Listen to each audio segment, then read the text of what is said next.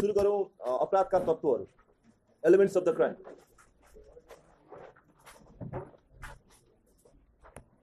फौजदारी न्याय प्रणालीमा एउटा आधारभूत मान्यता छ, सिद्धान्त छ, त्यसले के भन्छ भने act alone is not sufficient to amount guilt, it must be accompanied by mens rea. मतलब कुनै एउटा कार्यले मात्रै अपराध सिद्ध हुँदैन, अपराध हुनको लागि त्यो सँगसँगै मनसाय तत्त्वको पनि विद्यमानता हुनुपर्छ। अर्थात् भनौँ मैले कसैलाई केही कुरा गरेँ, केही कार्य गरेँ, त्यो कार्य गर्दैमा त्यो अपराध हुँदैन। त्यो कार्य गर्दैमा अपराध कुन बेला हुँदैन भने जुन बेला त्यसमा आपराधिक मनसाय हुँदैन। मैले हात चलाएँ अथवा मैले यहाँ भर्खरै हाछ्यौँ गरेँ, कसैको मृत्यु भयो, मेरो हाछ्यौँको कारण उसलाई हार्ट अट्याक भएर मृत्यु भयो, तर मैले अपराध गरेँ भन्ने कुरा यसबाट प्रमाणित हुँदैन, सिद्ध हुँदैन, किनभने त्यसमा मनसाय तत्त्वको पनि विद्यमानता हुनुपर्छ भन्ने कुरा रहेको छ। र अपराध शास्त्रमा यो कुरा एकदमै महत्त्वपूर्ण छ। कुनै पनि अपराध हुनको लागि अपराध सँगसँगै मनसाय पनि हुनुपर्छ, जसलाई हामी अङ्ग्रेजीमा मेन्स रिया भन्छौँ। मेन्स रिया भनेको आपराधिक मनसाय। आपराधिक मनसाय यदि कसैले राखेर कुनै कार्य गर्दछ भने त्यो बेलामा त्यो पूर्ण अपराध हुन्छ, अन्यथा त्यसलाई हामीले पूर्ण अपराध मान्न सक्ने अवस्था रहँदैन। र यो दुईवटा तत्त्वले गर्दाखेरि कुनै अपराध छ वा छैन भन्ने अवस्थाको हामीले प्रमाणित गर्न खोज्यौँ, सिद्ध गर्न खोज्यौँ भने जहाँ पनि हामीले यो कुरा खोज्छौँ। अब स्वाभाविक छ अपराध हुनको लागि दुईवटा तत्त्वको विद्यमानता हुनुपर्ने रहेछ। एउटा कार्य, आपराधिक कार्य, अर्को आपराधिक मनसाय। कार्य मात्रैले अपराध हुँदैन, अब मनसाय पनि हुनु पर्यो। अब अपराध र यो कार्य र मनसायलाई छुट्याउँ। कुनै कुनै तपाईँहरूले योभन्दा अगाडि आपराधिक दायित्वहरू पढ्नुभयो होला। आपराधिक दायित्व 3 प्रकारको हुन्छ भनेर। एउटा हामीले त्यसलाई रिलेटिभ लायबिलिटी भन्छौँ। रिलेटिभ लायबिलिटी भन्नाले सापेक्ष दायित्व। सापेक्ष दायित्व हुनको लागि, आपराधिक दायित्व हुनको लागि के चाहियो? मेन्स रिया र एक्टस रियस दुइटै चाहियो। र अर्को स्ट्रिक्ट लायबिलिटी। जस्तै ट्राफिकले तपाईँ हाम्रो बिलबुक र लाइसेन्स चेक गर्दाखेरि हामीले कुनै बहानाबाजी गर्न चल्दैन। लाइसेन्स छ, बिलबुक छैन, बिलबुक छैन भने चिट काट्यो। तपाईँको कुरा उसले सुन्दैन। मैले बिर्सेँ, मेरो छोरोले हिजो मेरो बिलबुकमा मान्छे छ कि छैन हेरेर च्यातिदियो, त्यसको कुनै अर्थ छैन। त्यहाँ के भयो? टक्कै जे हुनुपर्ने हो त्यो नहुनासाथ त्यो अपराध भयो अथवा गलत कार्य भयो, कानुनले निषेधित कार्य गरेको कार्य भयो, त्यसमा हामीलाई चिट काटिन्छ, हामीले जरिवाना तिर्नुपर्छ, क्लास लिनुपर्छ। यो चाहिँ के भयो त भन्दाखेरि स्ट्रिक्ट लायबिलिटी। अर्को भिकारियस लायबिलिटी भन्ने छ, सरेको एउटा कुरामा केन्द्रित गर्दाखेरि अर्को कुरा, अर्को परिणाम निस्किने कुरा भिकारियस लायबिलिटी भयो। अब मुख्य गरी सापेक्ष दायित्व हुने अपराधहरूमा यो दुईवटा तत्त्वको विद्यमानता हुनुपर्ने आवश्यकता छ। अब के कार्य गर्दाखेरि हुन्छ? कार्य इस्टाब्लिस गर्नको लागि त्यहाँभित्र पनि केही तत्त्वहरू छन्, केही कार्यहरू त्यो भित्र पनि वर्गीकरण गर्न सकिन्छ। एउटा एक्टस रियस भित्र एक्ट भन्ने छ, केही कुरा गर्नु, विशेष गरी नगर्नु भनेको कुरा गर्नु। मान्छे नमार्नु भन्यो, मान्छे मारिदियो। केले मान्छे मारिदियो? कसैले बन्दुकले हानेर मारिदियो, कसैले खुकुरीले हानेर मारिदियो, कसैले विष खुवाएर मारिदियो। त्यहाँ नगर्नु भनेको कार्य गरियो। केही कार्य गर्नु आफै के भयो? कार्य गर्ने कुराभित्रको एउटा तत्त्व भयो, एउटा तरिका भयो। अर्को नगर्नु भनेको कुरा गर्नु एउटा कार्य भयो, अर्को चाहिँ गर्नु भनेको कुरा नगर्नु। डाक्टरलाई के भनियो? अपरेसन गर्नु भनियो। के को? खुट्टाको। उसले के को गरिदियो? टाउको गर्यो। उसलाई खुट्टाको गर्नु भनेको थियो, टाउको गर्नु भने थिएन, नगर्नु भनेको। प्रहरीलाई ड्युटीमा बस्नु भनिएको थियो, ड्युटीमा बसेन। स्विमिङ पुलमा लाइफ गार्ड बस्ने मान्छेलाई के भनिएको थियो? कोही डुब्यो भने बचाउने, उसको जागिरै के हो? कोही डुब्दाखेरि बचाउने हो। उसले त्यो गर्नु भनेको कुरा गरेन। त्यो अवस्थामा कुनै त्यस्तो घटना घट्यो अथवा परिणाम निस्क्यो जसले गर्दाखेरि कसैको जीवनमा, कसैको व्यक्तित्वमा र कसैको सम्पत्तिमाथि आँच पुग्यो भने त्यो बेलामा हामी त्यसलाई अपराध मान्न सक्छौँ। कुनै अब तेस्रो यो भित्रको एउटा एक्ट, अर्को मैले भर्खरै भनेको दोस्रो अमिसन। अमिसन भनेको गर्नु भनेको कुरा नगर्नु। प्रहरीलाई ड्युटीमा बस भन्यो, बसेन। अर्को तेस्रो भनेको स्टेट्स अफ अफेयर्स भन्छौँ हामी। केही त्यस्तो कार्यले गर्दाखेरि त्यस्तो परिणाम आइदिन्छ। स्टेट अफ अफेयर्स भन्छ यसलाई। स्टेट अफ अफेयर्स भन्नाले अवस्था क्या, कुनै त्यस्तो अवस्था सिर्जना हुन्छ जुन अवस्थाले त्यो घटना घटाउन सहयोग पुर्याउँछ। जस्तै हामी सबैजना बसिरहेका थियौँ, कसैले विष राखिदियो, खानेकुरामा विष राखिदियो। हामी भोज खान गइरहेका थियौँ। अब खानेकुरामा विष राखिदिएपछि के भयो? खानेकुरामा विष राखिदिएपछि त त्यो परिस्थिति त्यस्तो सिर्जना भयो, केही कार्य हुने परिस्थिति सिर्जना भयो। यो 3वटा तरिकाले हामीले कार्यलाई बुझ्न सक्छौँ, अथवा आपराधिक कार्यलाई बुझ्न सक्छौँ, अथवा त्यसलाई हामी स्टेट के अरे एक्टस रियस भन्छौँ। अब आपराधिक तत्त्वभित्रको दोस्रो तत्त्व, त्यसलाई हामीले मेन्स रिया भन्छौँ, होइन? आपराधिक कस्तो भने यो आपराधिक मनसाय भनेको चाहिँ कसैले गलत नियत राख्ने, बदनियत राख्ने, त्यसलाई हामीले बदनियत पूर्वक भन्ने। असल नियतले गरेको कामको बचाउ हुन्छ। बदनियत पूर्वक कसैले कुनै कार्य गर्यो भने अघि भनेको जस्तो निषेधित कार्य गर्यो अथवा गर्नु भनेको कुरा कार्य गरेन अथवा कुनै त्यस्तो परिस्थिति सिर्जना गर्यो जसबाट अपराध घट्न सक्ने जस्तो अवस्थामा हामी पुग्यौँ भनेपछि आपराधिक मनसायलाई अब हामीले 3वटा तरिकाबाट थप वर्गीकरण गर्न सक्छौँ। आपराधिक मनसायलाई मैले अपराधिक कार्यलाई 3 तरिकाले वर्गीकरण गरिसकेँ। आपराधिक मनसायलाई 3 तरिकाले वर्गीकरण गर्न सक्छौँ। पहिलो भनेको मनसाय, इन्टेन्सन। इन्टेन्सन भनेको गलत आशय, जस्तै कसैलाई गलत आशयले केही कुराहरू गर्न। मेरो तपाईलाई आशय थियो बलात्कार गर्ने र त्यही आशयले मैले तपाईलाई हेरेँ, तपाईको लुगा फुकालेँ। मतलब यहाँ के भयो त, अब मेरो मनसाय प्रतिबिम्बित भयो। म तपाईको घरमा के लिएर गएँ? खन्ती लिएर गएँ, खन्नको लागि, चोर्नको लागि। अब त्यहाँ के हुने भयो? मनसाय देखिने भयो। यो मनसाय कहिलेकाहीँ देखाउनको लागि, हेर्नको लागि गाह्रो छ। जहिले पनि कुनै मुद्दा, फौजदारी मुद्दा न्यायाधीशकोमा पुग्छ, न्यायाधीशले हेर्छ कि उसको मनसाय के थियो, उसले कतिको तयारी गरेको थियो त्यो कार्य घटाउनको लागि अथवा निषेधित कार्य घटाउनको लागि। त्यो कुरा न्यायाधीशले हेर्छ र उसको अपराधको गम्भीरता बढाउने अथवा घटाउने भनेको उसले कुन आशयले त्यो गरेको छ, कुन नियतले त्यो गरेको छ, त्यसमा त्यो हेरिन्छ। भनेपछि पहिलो कुरा मनसाय तत्त्वभित्र हामीले हेर्ने मनसाय नै रहेछ। अर्को मनसायलाई हेर्ने भनेको लापरवाही। यो लापरवाहीलाई हामीले अङ्ग्रेजीमा रेकलेसनेस भन्छौँ। रेकलेसनेस भन्नाले के बुझिन्छ भने सामान्यतया यसलाई एकदम टु द पोइन्ट ट्वाक्कै बुझ्ने हो भने मलाई थाहा छ मैले गरेको कार्यबाट यस्तो परिणाम निस्किन सक्छ, त्यो हुँदाहुँदै पनि जोखिम लिने। ख्याल खुकुरीले हानेको मरेछ भन्न पाइएन। खुकुरीले हान्दा मर्न सक्छ भन्ने कुरा पूर्व अनुमान गर्न सकिन्छ। त्यो पूर्व अनुमान हुँदाहुँदै मैले खुकुरी चलाएँ र त्यो घटना घट्यो भने अब मेरो के भयो त? अब मैले गरेको कार्य के भयो त? लापरवाहीपूर्वक। गाडीमा सिट क्षमता छ 25 जनाको, मैले के गरेको छु? 70 जना कोचिया छु। अब त्यो अवस्थामा त्यसको क्षमताभन्दा बढी मैले के गरेँ? दुरुपयोग गरेँ। यो अवस्थामा मैले जोखिम मोलेँ।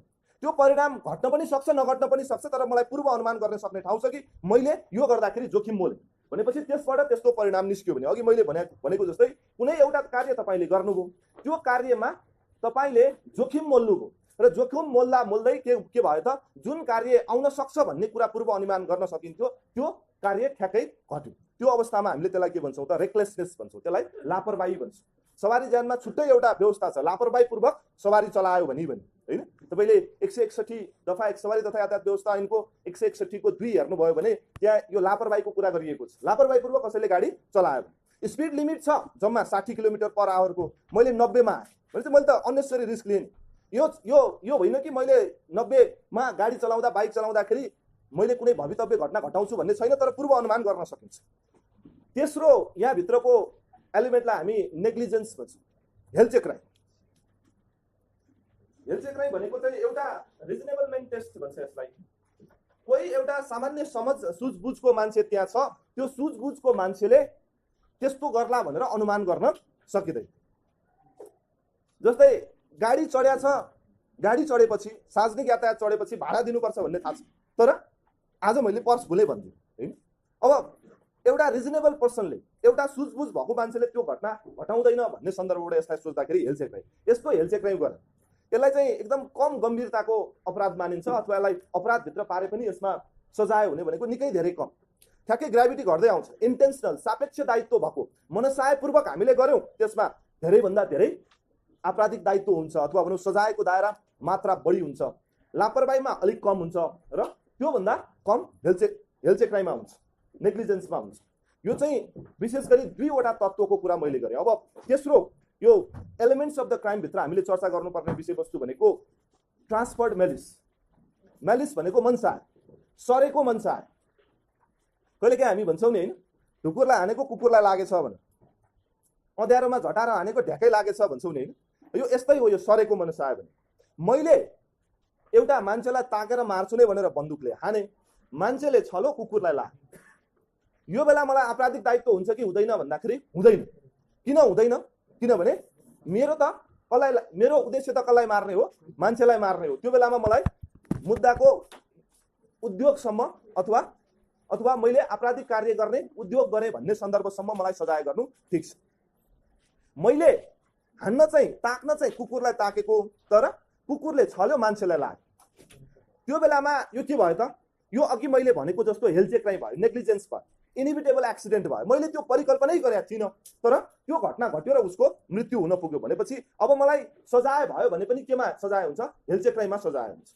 तेस्रो, मैले हान्न चाहिँ रामलाई हानेको, तर लाग्यो श्यामलाई, मर्यो श्याम। मेरो मार्ने उद्देश्य त रामलाई हो, मेरो त श्यामलाई मार्ने कुनै उद्देश्य थिएन।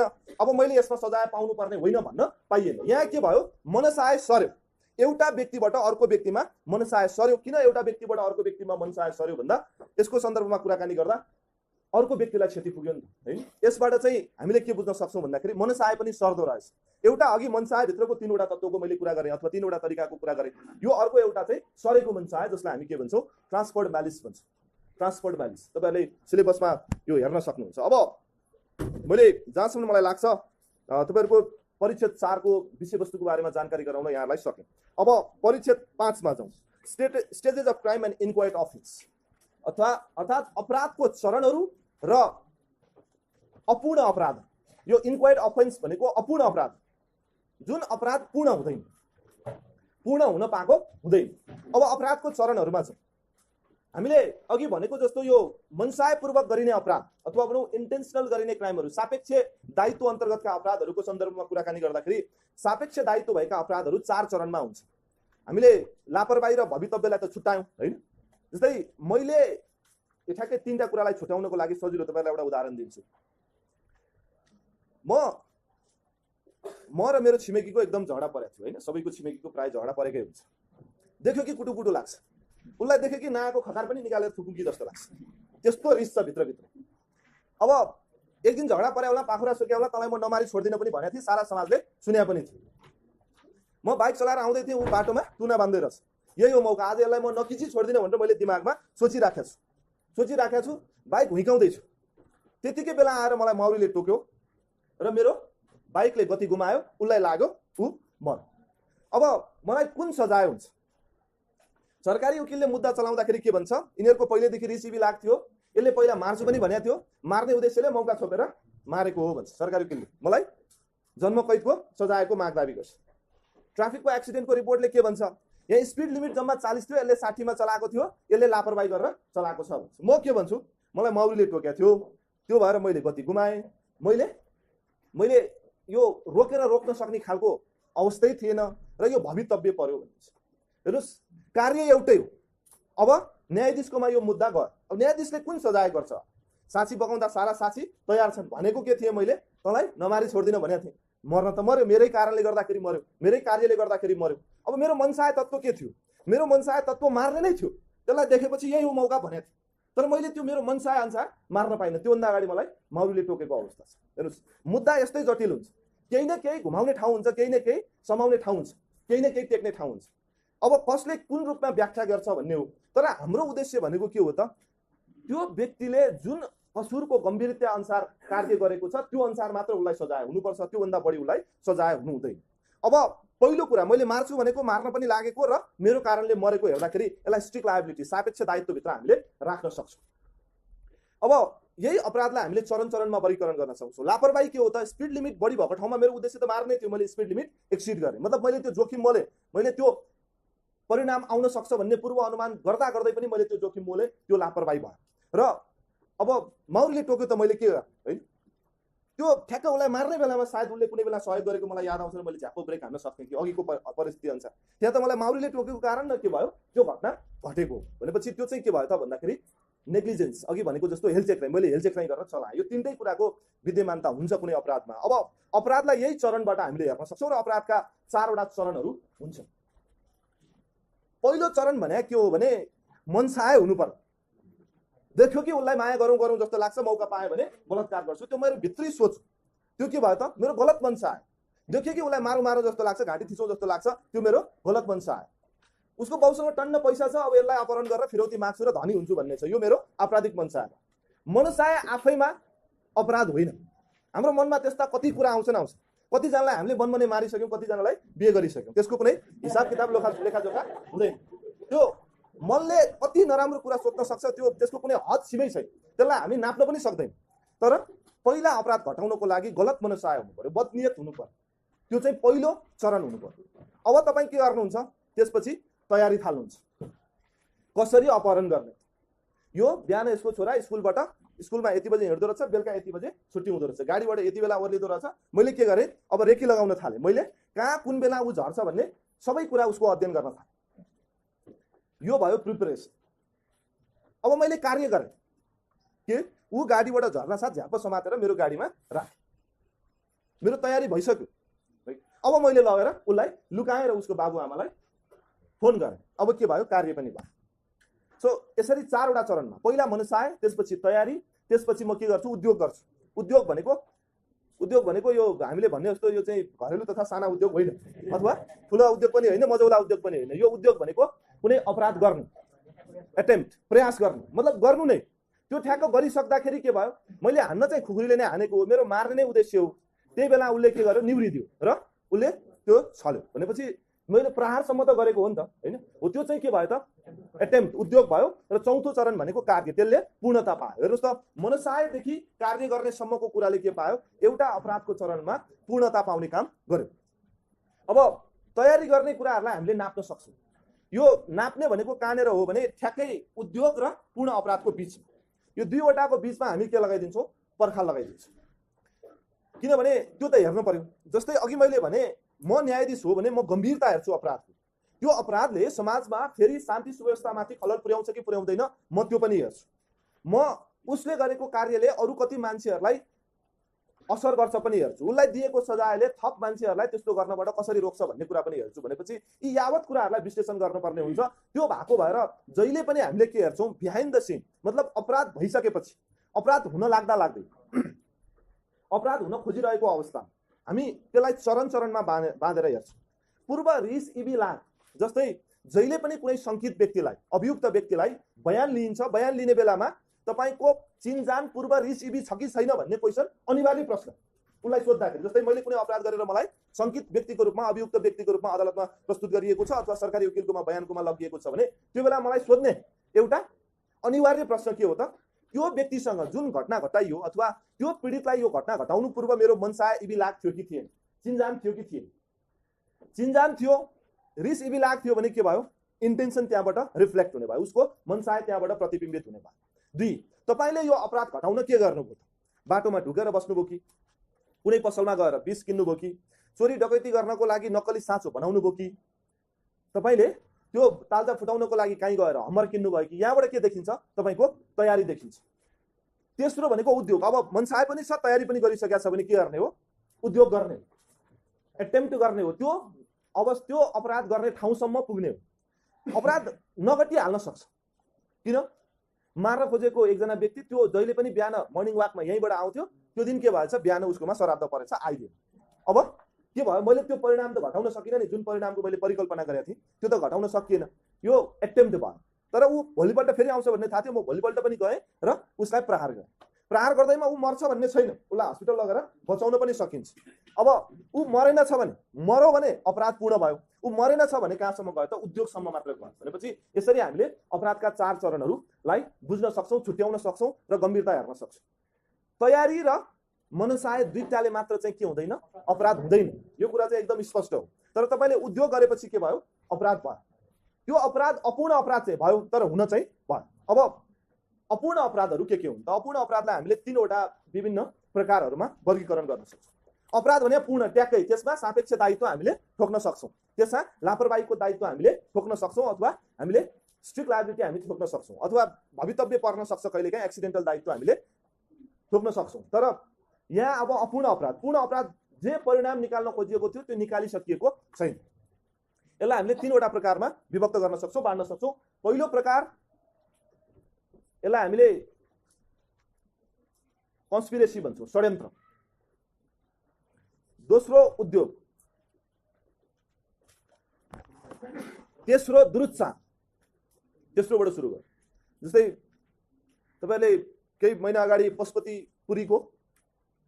पशुपति समथिङ के यो शर्मा, रवि लामेछाने हैन, एकजना साथीले के अरे आत्महत्या गरे। आत्महत्या गर्नु अगाडि मेरो मृत्युको कारण रवि लामेछाने हो, रोइ रोइ यसलाई कहिले सुख हुँदैन, यसले मलाई मर्न बाध्य बनायो, मैले यो नमरेको भए यसले मलाई सिद्ध्याउँथ्यो, त्यो भएर म आफै सिद्धेँ, यसलाई चाहिँ कारबाही हुनुपर्छ भनेर भनिदियो।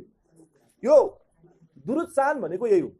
मतलब हाम्रो केही कुराहरुमा प्रोत्साहन हुन्छ नि हैन, जस्तै राम्ररी पढ बाबु भन्छ, राम्ररी खेलाडीलाई राम्ररी खेल भन्छ हैन।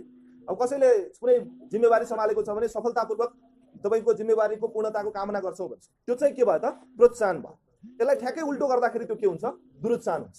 दुरुत्साहन भनेको यो यसलाई यसरी पनि छुट्याउन सकिन्छ। यो अपूर्ण अपराधहरूलाई छुट्याउन सक्ने चाहिँ हामीले केही कार्य कसैले प्रत्यक्ष गर्छ, कसैले अप्रत्यक्ष गर्छ। विशेष गरी दुरुत्साहन र षड्यन्त्रमा चाहिँ यी व्यक्तिहरू प्रत्यक्ष अपराधमा संलग्न नहुन सक्छन्, तर अपराध घटाउनको लागि उक्साउने दुरुत्साहन, अपराध घटाउनको लागि जाल परिपञ्च गर्ने षड्यन्त्र। अब दुरुत्साहनमा के हुन्छ भने कसैलाई हामीले गलत ढंगले अभिप्रेरित गर्छौं अपराध घटाउनको लागि। श्रीमतीलाई नकुटी हुन्छ, कुट्नु पर्छ, नकुटी त लाग्दैन भनेर कसैले उस्काएर उसले उक्साकै कारणले गर्दाखेरि अर्कोले गएर घरमा श्रीमती कुट्नु भने कुट्ने चाहिँ मुख्य अभियुक्त भयो, त्यो उक्साउने चाहिँ दुरुत्साहनकर्ता भयो। कहिलेकाहीँ दुरुत्साहन गर्दैमा उसले अपराध घटाउँछ भन्ने छ हुँदैन, भनेपछि यो दुरुत्साहन सिद्ध गर्नको लागि पूर्ण अपराध भएकै हुनुपर्छ। अब कसैले तपाईलाई उक्सायो भन्दाखेरि मलाई यसले फलानुले उक्सायो त्यो कारणले गएर कुट्दाखेरि श्रीमतीको मृत्यु भयो भनिसकेपछि अब दुरुत्साहनकर्तालाई हामीले के गर्न सक्छौं? सजाय गर्न सक्छौं। कुनै मुद्दामा अथवा अपराधमा कहिलेकाहीँ पूर्ण अपराध गर्ने व्यक्तिलाई कुनै सजाय हुँदैन, दुरुत्साहनकर्तालाई चाहिँ फेरि के हुन्छ? सजाय हुन्छ। जसै गरी हाम्रो अहिलेको मुलुकी अपराध संहिताको ज्यान सम्बन्धी परिषदमा के व्यवस्था छ? आत्महत्या गर्न दुरुत्साहन गर्ने व्यक्तिलाई सजायको व्यवस्था छ, 5 वर्षसम्म कैदको व्यवस्था छ।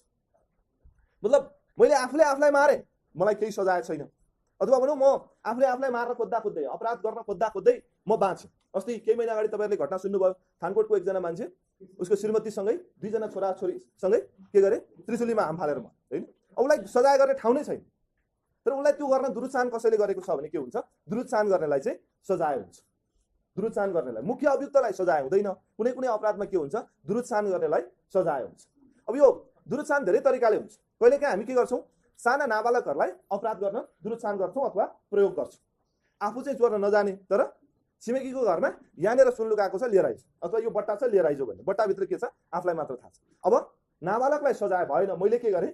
एउटा निर्दोष मान्छेलाई अथवा एउटा आपराधिक मनसाय नभएको मान्छेलाई प्रयोग गरेँ। त्यो बेलामा के हुन्छ? त्यो प्रयोग गरिनेलाई चाहिँ सजाय हुँदैन, म गर्नेलाई चाहिँ के हुन्छ? सजाय हुन्छ, किनभने मैले दुरुत्साहन गरेँ। दुरुत्साहनको हकमा यति भन्दा ठिक हुन्छ होला। अर्को षड्यन्त्र पनि अपूर्ण अपराधभित्रको एउटा अभिन्न अङ्ग हो। यो भन्न खोजेको के हो भने कसैले जाल परिपञ्च गर्छ, कसैलाई अराउँछ, लगाउँछ, अथवा ठ्याक्कै यो परिणाम निस्किन सक्छ भन्ने पूर्व अनुमान गर्छ। जस्तै मैले अघि नै भने राति 8 बजेपछि टिप्पर आउँछ। अब एउटा मान्छेको कमजोरी के रहेछ? बाइक बिग्रिरहने रहेछ अथवा गाडी बिग्रिने रहेछ, टाइममा स्टार्ट बन्द हुने रहेछ, चल्दा छ। अब त्यसको त्यो बन्द हुन्छ भन्ने कुरा मलाई थाहा छ। त्यसलाई मैले के गरेँ? यो जगातीदेखि कोटेश्वरसम्मको बाटोमा 8:30 बजे आइजो भने, एउटा इमर्जेन्सी काम पर्यो त नआइ हुँदैन भने उसको स्टार्ट बन्द हुन्छ, पछाडिको टिप्परले उसलाई ठोक्छ, त्यसपछि उ मर्छ हैन। मलाई यो कुरा पहिले थाहा छ, यो पूर्वानुमान म गर्न सक्ने अवस्थामा छु र मैले के गरेँ? परिपञ्च मिला, यस्तो जाल रचे कि, यस्तो षड्यन्त्र रचे कि ट्याक्कै के गर्न सकिन्छ? मैले भनेको परिणाम निस्किन सक्छ। यसलाई हामीले षड्यन्त्र भन्यो। षड्यन्त्र विभिन्न प्रकारले, सामान्य षड्यन्त्र हुन्छ हैन। षड्यन्त्र गर्ने तरिका कस्तो हुन्छ भने यसलाई चेन लाइक स्ट्रक्चर भन्छ। मतलब हाम्रो एउटा जालो जस्तो, एउटा जालो एउटाले अर्कोलाई छुन्छ, अर्कोले अर्कोलाई छुन्छ, एउटाबाट अर्कोबाट अर्कोमा चाहिँ यो कनेक्टेड हुने, त्यसलाई चाहिँ जालो जस्तो भयो। अर्को व्हील लाइक स्ट्रक्चर भन्छ। मतलब एउटा बीचमा बस्छ, उसले सबैलाई के गर्छ? चौतर्फी परिचालन गर्छ र आफूले सोचेको परिणाम निकाल्छ। यसलाई चाहिँ हामीले व्हील लाइक स्ट्रक्चर भन्छौँ। यसलाई 3 वटा प्रकारमा यसरी सामान्य, चेन लाइक, व्हील लाइक भनेर 3 वटा कुरामा हामीले वर्गीकरण गर्न सक्छौँ। यो चाहिँ अब षड्यन्त्रको बारेमा भयो। अब उद्योगको बारे। उद्योग चाहिँ जे परिणाम अपेक्षा गरेर त्यो कार्य गरिएको थियो त्यो परिणाम नआउँदाखेरिको स्थिति। अब अहिलेको मुलुकी फौजदारी संहिताले के भन्छ भने दुरुत्साहन गर्नुस् कि उद्योग गर्नुस् कि षड्यन्त्र गर्नुस्, मुख्य अभियुक्तलाई हुने आधा सजाय हुन्छ। ज्यान मार्नुभयो, उद्योग गर्नुभयो, ज्यान मार्ने उद्योग गर्नुभयो, तपाईलाई ज्यान मार्नुभयो भने 25 वर्षसम्म सजाय छ। उद्योग गर्नुभयो भने 12 देखि 15 वर्षसम्मको सजायको व्यवस्था छ। चोरी गर्नुभयो, जस्तै डाका गर्नुभयो, डाका गर्न उद्योग गर्नुभयो, डाका गरिहाल्न पाउनु भएन, तपाई जानु भएको थियो डाका गर्नको लागि, सबै लुट्नुभयो, त्यही बेला पुलिस आएको थाहा पाउनुभयो, सामान छोडेर बाहिर निस्किनु। सीसीटीभी फुटेजमा त्यो सबैको प्रमाण छ। अब के हुनुभयो? तपाईले त्यो लगिसक्नु भएको त छैन है, उद्योग मात्र भयो, अपराधले पूर्णता पाएन। यो अवस्थामा हामीले यसलाई उद्योग भनेर बुझ्न सक्छौं, मतलब कार्य नआइसकेको। अब यसका सिद्धान्तहरू छन्, कुन अवस्थामा कुन उद्योगलाई कसरी छुट्याउने भनेर। त्यो गहिराईसम्म जानुपर्ने तपाईहरुको यो सिलेबसले भनेको छैन, म त्यहाँसम्म जाँदिन। तर यसलाई बुझ्नको लागि सजिलोको लागि छोटो छोटोमा टक्क टक्क टक्क तपाईहरुलाई भन्छु। पहिलो लास्ट स्टेज भन्छ, लास्ट स्टेज थ्योरी भन्छ। त्यो भनेको चाहिँ सबै कुरा गरिसक्यो, अब हुन मात्र बाँकी छ, त्यो कार्य त्यो परिणाम निकाल्न मात्र बाँकी छ। मैले एउटालाई टाउको फुटाउनको लागि हम्मर किनिसकेँ, हम्मर किनेर हान्न पनि हानेकै हो, ट्याक्क लागेन, अथवा बीचमा के भयो त्यही बेलामा एउटा गाडी आइदियो, ऊ बाटो पारी थियो, म बाटो वारी थिएँ, हाने मैले, उसलाई ट्याक्कै लाग्नेवाला थियो, बीचमा गाडी आइदियो। यसलाई चाहिँ हामीले छुट्याउने अन्तिम अवस्थाको भन्छ। अर्को चाहिँ प्रक्सिमेट थ्योरी भन्छ। त्यो घटना घट्ने नै वाला थियो, ठ्याक्कै त्यहीँनिर हामी पुगिसकेका थियौँ, अन्तिम बिन्दुमा हामी पुगिसकेका थियौँ, तर त्यो घट्न पाएन भन्ने छ। अर्को हामीले इम्पोसिबिलिटी अफ एकम्प्लिसमेन्ट। जस्तै अघि मैले भनेकै कुरामा म लुट्न गएको थिएँ रिद्धि सिद्धि ज्वेलर्स न्यू रोडको, है, धेरै पैसा कमाछ भनेर, टन्न सुन चाँदी छ भनेर। म गएँ राति 12 बजे, सबै कुरा जाल परिपन्छ अघि भने जस्तो मिलाएर, तर भित्र गएको त्यो दिन स्टोर पुरै खाली रहेछ, पसल सरल आएर छ एक ठाउँबाट अर्को ठाउँमा। अब त्यहाँ मैले चोर्न सक्ने अवस्थै छैन, म त्यहाँ चोर्न गएकै हो, मेरो उद्देश्य सबै बदनियतपूर्वक त्यहाँ चोर्ने नै हो। मैले तयारी पनि गरेको, कसरी साँचो मिलाउने, कहाँबाट निकाल्ने, के गर्ने, कसरी सीसीटीभी अफ गर्ने, सबै मैले मिलाइसकेँ। म भित्र छिरेको पनि हो, एटेम्प्ट उद्योग पनि भइसक्यो, तर के रहेनछ त्यहाँ सुन चाँदी केही रहेनछ। उसले पसल सार्ने भनेर अघिल्लो दिनै सबै सामान निकालिसकेको रहेछ। अब मैले चोर्न त पाइनँ, मतलब त्यो घटना घटाउने सम्मको स्थितिको अवस्था छैन भनेपछि यो पनि एउटा तरिका भयो यो बुझ्नको लागि। उद्योगको पाटो पनि मैले सकाएँ। यसरी हामीले अपूर्ण अपराधलाई बुझ्न सक्छौँ। तीनटै अपूर्ण अपराध प्रमाणित हुँदाको अवस्थामा यो सामान्यतया अलिकति प्रमाणित गर्न गाह्रो छ, विशेष गरी ज्यान मार्ने उद्योगमा केही समस्याहरू छ। मान्छे मार्न गएको हो, हान्न पनि हानेको हो, रडले हानेको हो, मान्छे मर्न पाएन, निको भयो, उसलाई लागेको चोट प्रहारले निको भयो। अब कसरी यसलाई उद्योगको रूपमा स्थापित गराउने भन्ने सन्दर्भमा पनि विभिन्न कुराहरू छन्। जस्तै कहिलेकाहीँ तेस्रो पक्षको इन्टरभेन्सन भन्छ, हस्तक्षेप।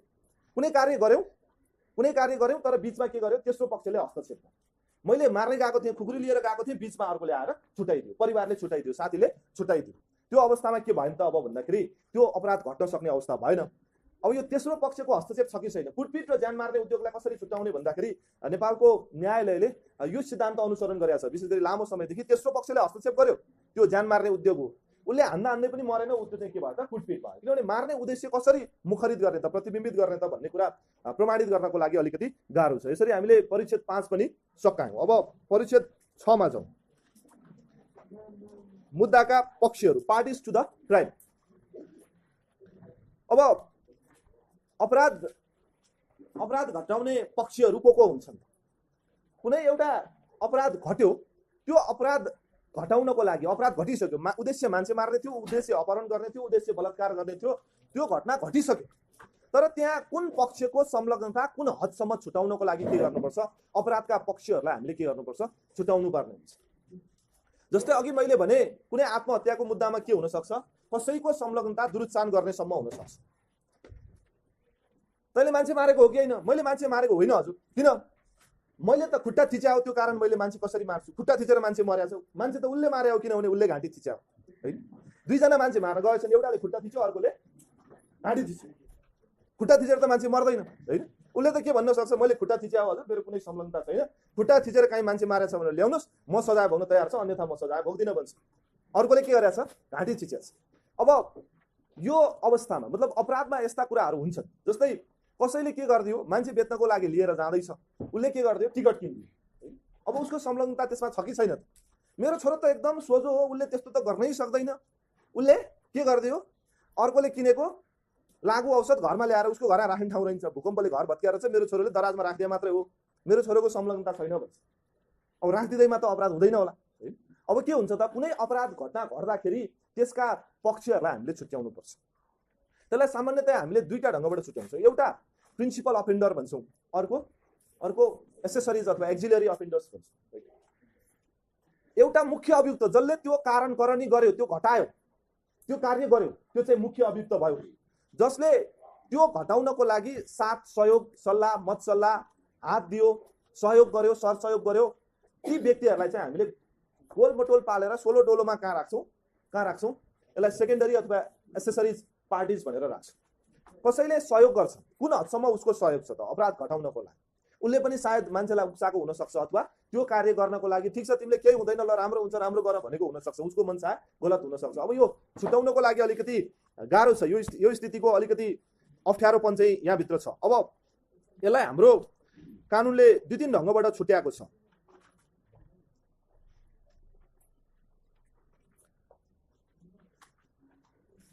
कसरी भने कोही के हुन्छन्, कोही ठाउँमै आएर सहयोग गर्दैन। अघि मैले भनेको जस्तो खुट्टा समायो भने उसले के गर्यो, ठाउँमै सहयोग गर्यो, त्यसलाई हामीले एडर भन्छौँ। मतलब उसलाई सहयोगी, उसको एड गर्ने, त्यो अपराध घटाउनको लागि प्रत्यक्ष सहयोग गर्ने, एबेटर पनि भनिन्छ यसलाई। मतलब उसलाई त्यो घटना घटाउनको लागि कुनै न कुनै तरिकाले प्रत्यक्ष सहयोग गर्ने हैन। अघि भनेको जस्तो जाल परिपञ्च गर्ने कोही अरू हुन सक्छ, दुरुत्साहनकर्ता अर्को फरक हुन सक्छ। त्यसपछि यसका वर्गीकरणहरू अरू ढङ्गबाट हामीले गर्न सक्छौँ। तर सामान्यतया अपराध घटाउने मुख्य अभियुक्त, अपराध घटाउनलाई सहयोग गर्ने अरू सेकेन्डरी अफेन्डर्सहरू अथवा secondary parties of the crime, त्यसलाई पनि विभिन्न पार्टमा हामीले वर्गीकरण गर्न सक्छौँ। त्यति इनडेप्थ जान परेन। अघि मैले भनेको जस्तो एउटा हामीले इन्साइटर भनेर हेर्न सक्छौँ, जसलाई दुरुत्साहनकर्ता भन्न सक्छौँ। अर्को एबेटर भन्न सक्छौँ, जसले प्रत्यक्ष सहयोग गर्यो। र त्योभन्दा पनि अर्को तेस्रो भनेको कन्स्पिरेटर, जसले जाल परिपञ्च लगाएर सहयोग गराउँछ। यसमा यतिमा जाउँ। अब जेनरल डिफेन्सेसहरू, यो अलिकति बढी प्रश्नहरू यहाँबाट सोधिन्छ र अलिकति घुमाएर पनि यहाँलाई सोधिन्छ। यो अलिकति बढी महत्त्वपूर्ण छ, अरू पनि स्वाभाविक रूपमा महत्त्वपूर्ण हुने नै पाए। जेनरल डिफेन्स मतलब कसैले अपराध घटाउँछ, तर घटाइसकेपछि मेरो त्यो ढङ्गको मनसाय नै थिएन, संलग्नता नै थिएन भन्ने हिसाबले धेरै मान्छेहरू प्रस्तुत हुन्छ। अब अपराधको प्रतिरक्षा अथवा प्रतिरक्षाका सामान्य प्रकारहरू भनेर हामी यसलाई बुझ्न सक्छौँ। मान्छे मरिसकेका हुन्छ तर मैले मारेकै होइन भन्छ, मैले मेरो कारणले मरेको होइन, अथवा उसलाई मेरो मार्ने मनसाय होइन, मलाई सजाय हुनुपर्ने होइन।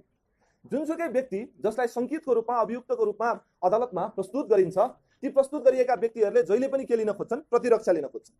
घटना त घटिसक्यो, परिणाम त अनपेक्षित आइसक्यो, तर यो अनपेक्षित परिणाम आइहाल्यो भने पनि, अनपेक्षित परिणाम आइहाल्यो भने पनि मलाई सजाय हुनुपर्ने होइन हो। यही नै द्वन्द्व हुन्छ, कसको? मुद्दा अभियोजन गर्ने र मुद्दा प्रतिरक्षा गर्ने। हामी जस्तो व्यक्तिहरू प्रतिरक्षा गर्छौँ, व्यक्तिको प्रतिनिधित्व गरेर है। अब अघि मैले भने नि, अघि मैले भनेको त्यो मैले छिमेकीलाई मेरो मोटरबाइकले हानेर जुन मारेको अवस्था छ, म के भन्छु, एकदम भवितव्य हो।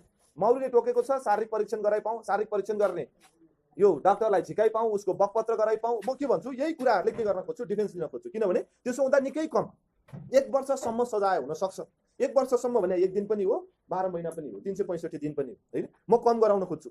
सरकारी वकिलले के सिद्ध गर्न खोज्छ, यो मनसायपूर्वक नै हो, जन्म कैद भोग्नुपर्छ। यही नै के हुन्छ, प्रतिरक्षाका कुराहरू लागू हुन्छ। केही प्रतिरक्षाहरू ठ्याक्कै ट्वाक्कै त्यो भइसक्दा लागू हुन्छ, केही कुरामा के हुन्छ, खेल्ने ठाउँ हुन्छ, मतलब प्रमाणित गर्नुपर्ने दायित्व हुन्छ। अब ट्वाक्कै भइसक्दा हुने कुरा, प्रतिरक्षा हुने कुराहरू के हुन्छ? पहिलो कुरा इन्फेन्सी भनिन्छ।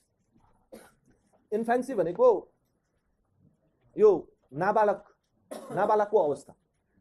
18 वर्षभन्दा मुनिका व्यक्तिहरूलाई नेपालको कानुनले अहिले बालबालिका माने र कोही 10 वर्षभन्दा मुनिका बालबालिका छन्। ती 10 वर्षभन्दा मुनिका बालबालिकाले जस्तो सुकै कार्य गर्यो, जसलाई हामीले कानुनको परिभाषाभित्र अपराध भनेका छौँ, उसलाई पूर्णतया छुट हुन्छ। उसलाई आपराधिक दायित्व केही पनि लाग्दैन, मुद्दै चल्दैन, चलाउनै पाइँदैन। मेरो छोरोलाई मैले पाएको छैन, त्यही पनि अनुमान गरेर भनेको, उसलाई 10 वर्षको भयो, ट्याक्कै के हो भर्खरै, उसलाई 20 भनेको कुरा के हो थाहा छ, कुन बट्टामा 20 राखेको छ भन्ने पनि थाहा छ। हिजो मसँग चक्लेट माग्दै थियो, होली खेल्नको लागि पिचकारी पनि माग्दै थियो। मैले अहिले कोरोना लागिरहेछ बाबु खेल्न हुँदैन भने उसले रिसले के गरिदियो, 20 निकालेर मेरो खाने पानीमा हालिदियो अथवा भातमा हालिदियो। उसले त्यो घटाएकै हो, उसलाई त्यो थाहा छ। अब अरूलाई भएको भए के हुन्थ्यो, त्यहाँ जन्म कैद हुन्छ। तर म मरिहालेँ भने पनि उसलाई के लाग्दैन, मुद्दै लाग्दैन। यसले यसो गरे हो भनेर थाहा हुँदाहुँदै पनि लाग्दैन। कानुनले, नेपालको यो बालबालिका सम्बन्धी ऐन 2075ले र मुलुकी अपराध संहिता दुईटैले यसलाई परिभाषित गरेको छ। 10 वर्षभन्दा मुनि completely immune from criminal liability भन्छ, अपराधिक दायित्वबाट उनीहरूलाई पूर्ण रूपमा छुट छ।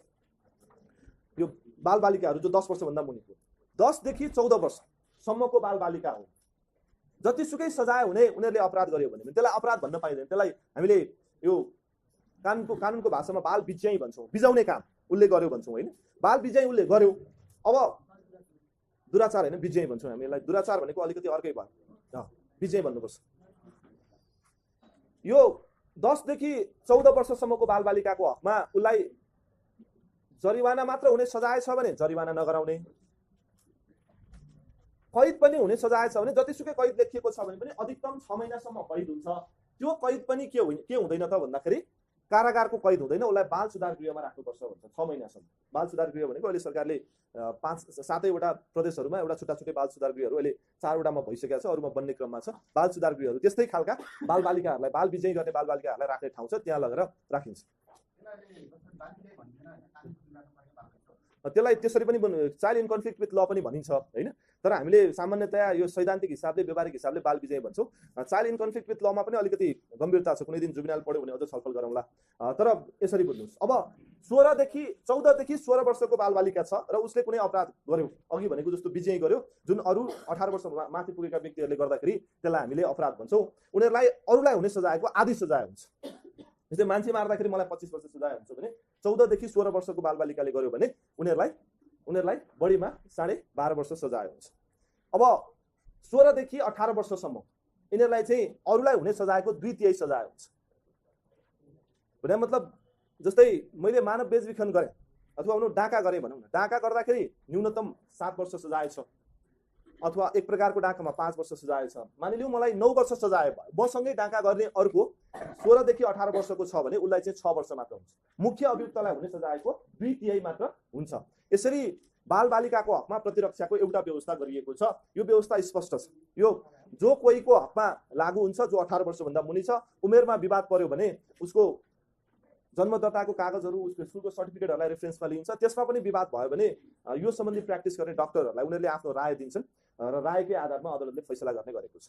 अर्को अवस्था भनेको इन्सानिटी भन्छ, पागलपनको अवस्था। अब पागललाई हामीले धेरै धेरै प्रकारले परिभाषित गर्छौँ, धेरै धेरै उपमाहरू प्रयोग गर्छौँ हैन। कसैलाई पागल भन्छौँ, कसैलाई अर्ध पागल भन्छौँ। अहिले भर्खरै सध्य छ, एकछिनमा सध्य हुँदैन, त्यो अर्ध पागल जस्तो रहेछ भन्छ। यो 75% पागल रहेछ भन्छौँ कसैलाई हैन। यो सन्की छ भन्छौँ कसैलाई हैन। यसको रिस एकदम कडा छ भन्छौँ कसैलाई। अब यो आवेशमा आएर कुनै घटना घटाउनेलाई अघि भनेको जस्तो सापेक्ष दायित्व अन्तर्गतको सजाय हामीले गर्दैनौँ। तर पागलपन भएको मान्छेहरू प्रमाणित छ भने चाहिँ उसलाई हामीले पूर्णतया अपराधबाट के हुन्छ, छुट हुन्छ। पागलपन भएको व्यक्तिलाई पीडित बनाइयो अपराधको भने त्यो अपराधको गम्भीरता बढ्छ। पागलपन भएको व्यक्तिले कुनै अपराध घटायो अथवा उसले कुनै त्यस्तो कार्य गर्यो जसको कारणले परिणाम के निस्क्यो, अपराध निस्क्यो भने त्यो अवस्थामा पनि के हुँदैन, उसलाई सजाय हुँदैन, उसलाई छुटको व्यवस्था छ। अब अलिकति अप्ठ्यारो कुरा, गाह्रो कुरा के छ भने ऊ पागल हो कि होइन भनेर कसरी प्रमाणित गर्ने। समाजले कसैलाई पागल भन्यो भन्दैमा ऊ पागल हुन्छ भन्ने होइन। कोही सन्की हुन सक्छन्। अब उसले त्यो सनकको आधारमै गर्यो अथवा अघि भनेको जस्तो पूर्ण रूपमा त्यो अपराधका 4वटा चरणहरू पार गरेर गर्यो। किन पागलपन भएको व्यक्तिलाई अथवा किन यो अघि भनेको बालबालिकाहरूलाई अपराधमा छुट छ, अपराध गरेको अवस्थामा पनि सजायमा छुट छ भन्ने अवस्थाको कुरा गर्दाखेरि यिनीहरूको मनसाय नै हुँदैन। एउटा पागलले जो मानसिक रूपमा विक्षिप्त छ, त्यो मानसिक रूपमा विक्षिप्त भएको मान्छेले के परिकल्पना गर्न सक्दैन, यसलाई म क्षति पुर्याउँछु अथवा आपराधिक मनसाय अथवा बदनियत राखेर काम गर्न सकिँदैन भन्ने सामान्य समझको कुरा। अब एउटा छोटोमा एउटा मुद्दा सुनाइहाल्छु। एउटा मुद्दामा एउटा व्यक्तिले ऊ पागल हो भन्यो, सबैले उसलाई पागलपन हो भन्यो, उसको व्यवहार सबै पागलपन हो भन्ने भयो। अब उसलाई छुट दिनुपर्छ भन्ने कुरा उठ्यो, हामीले नै त्यो कुरा उठायौँ। अब न्यायाधीशले के आदेश गर्नुभयो भने यो पागल हो कि होइन त यो यकिन गरेर विशेषज्ञसँग जाँच गराई प्रतिवेदन दिने।